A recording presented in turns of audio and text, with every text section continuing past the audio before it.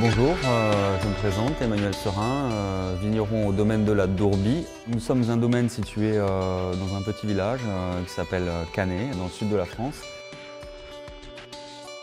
Nous exploitons en famille 30 hectares de vignes et nous produisons des vins de trois couleurs, rouge, blanc, rosé, en vin de Pays d'Oc et en coteaux de Languedoc. Le Languedoc est une région très ancrée dans la viticulture. Les sols, la terre et la région étaient depuis très longtemps reconnus pour être adaptés à la culture de la vigne.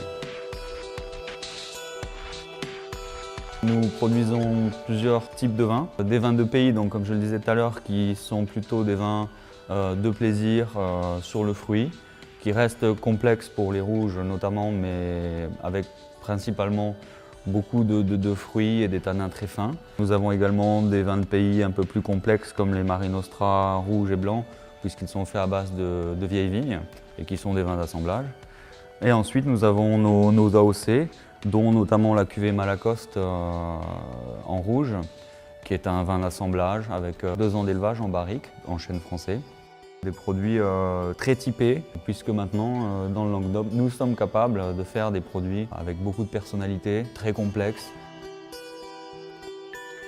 Nous sommes en 3e année de conversion à l'agriculture biologique. Nous n'utilisons plus de produits chimiques, de produits de synthèse. C'est une vraie avancée pour nous dans le style de culture et de production de nos vins.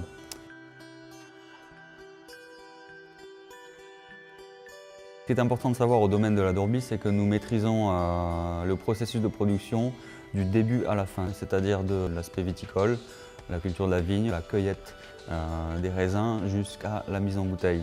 Et la préparation de commandes et l'expédition, bien sûr, est préparée sur place.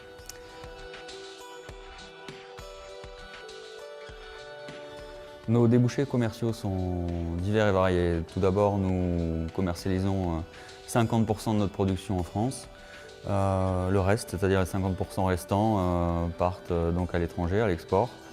Et nous allons très prochainement pénétrer le continent africain, puisque nos premières bouteilles partent à destination d'Abidjan, Côte d'Ivoire, et nous en sommes très heureux.